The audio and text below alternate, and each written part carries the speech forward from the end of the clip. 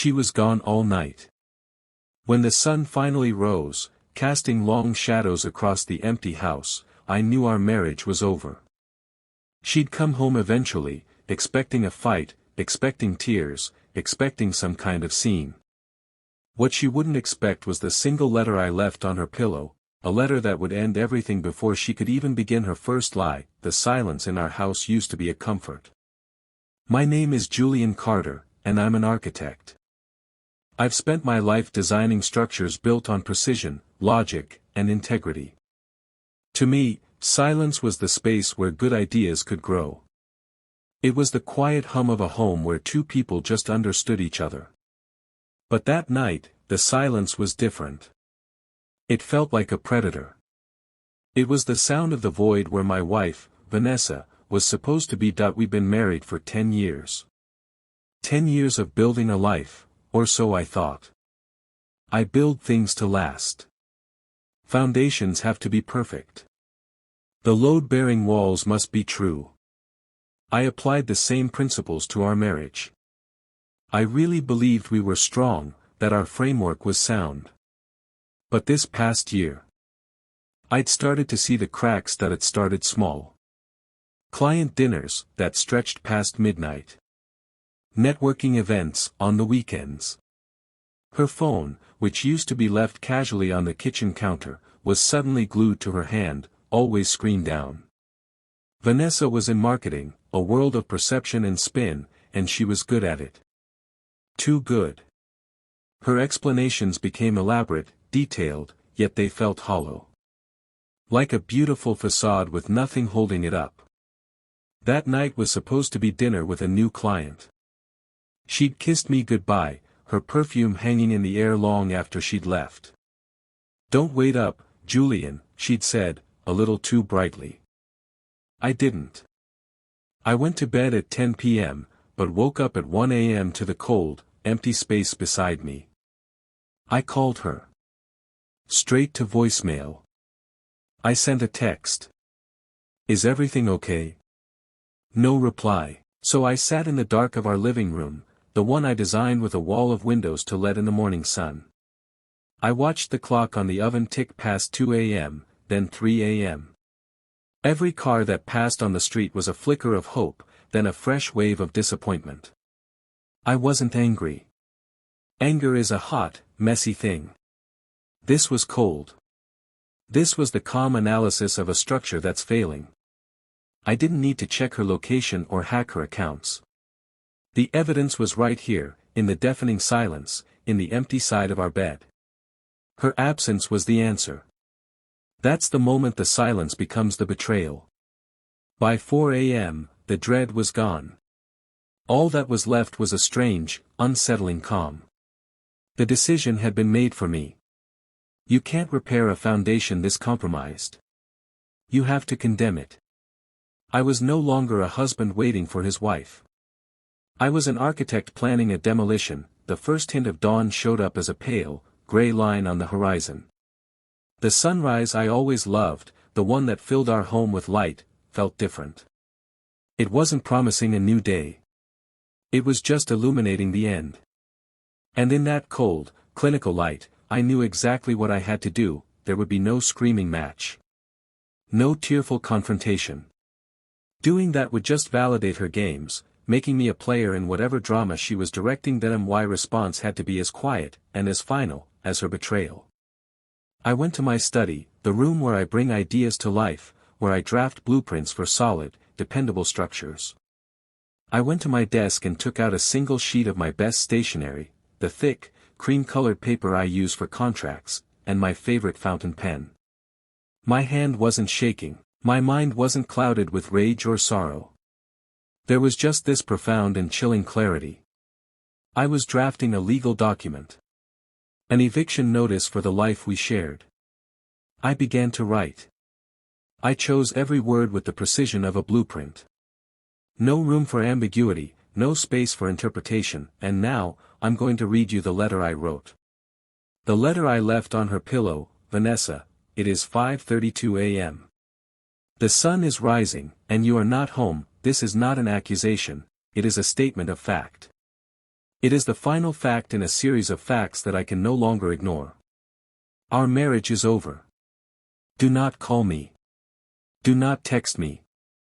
Do not attempt to explain, because there is no explanation that will change this. An explanation is a story, and I am no longer interested in your fiction. I have transferred half of the funds from our joint savings account into your personal account. This should be sufficient for you to find a new place to live and cover your expenses while our lawyers handle the rest. I consider this a final act of partnership, not of love. My lawyer is David Chin. His office will be in contact with you, or your legal representative, within 48 hours to begin divorce proceedings. His contact information is on the back of this letter. The home we built together is no longer your home. I expect you to have your belongings removed within 30 days. That I am not leaving you out of anger. I am leaving you out of respect for myself. You made a choice last night, and in the nights before. This is mine. The man who once loved you is gone. In his place is a man who simply wants this to be over, Julian. After I finished writing, I folded the letter once, sealed it in an envelope, and walked back into our bedroom. Her side of the bed was still pristine, the pillows fluffed, just like she'd left them yesterday. It looked like a hotel room someone hadn't slept in. I placed the envelope right on her pillow. A stark white rectangle on the soft gray linen that I didn't pack much. A bag with a few days of clothes, my laptop, my drafting tools. I walked through the house one last time, not with nostalgia, but like an inspector on a final walkthrough. The photos on the mantel, the art we'd collected, the furniture we'd chosen, it all looked like a movie set for a film that had wrapped. That I left my wedding ring on the kitchen counter, right next to the keys for the car she could keep.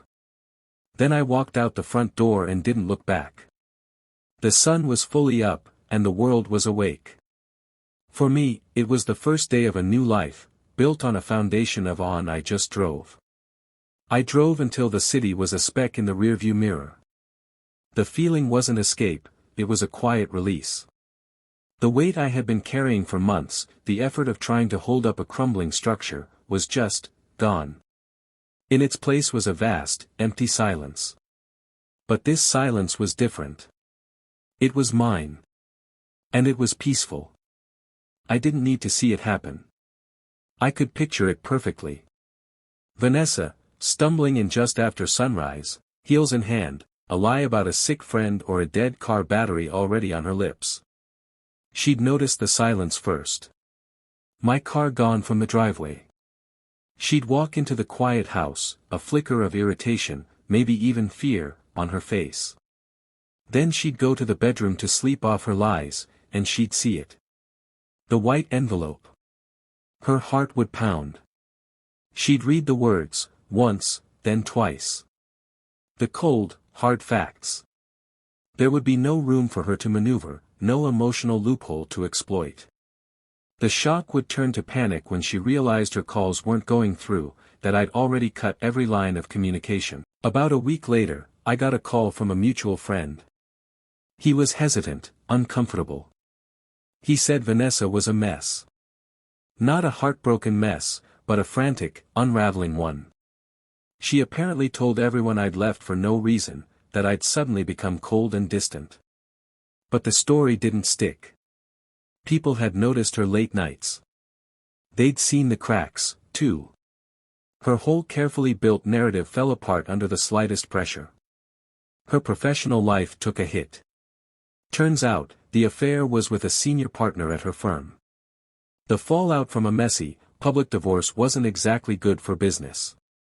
The life she had built on perception shattered when it came up against a single, hard reality. As for me, I did what I do best. I built. I took a project in a new city, a complex, challenging structure that needed all my focus. I poured myself into blueprints, into steel and glass and concrete. Things that are honest. Things that are true. I found peace in the logic of my work and solace in the quiet of a new life. It's been a year now. Sometimes I think about that letter.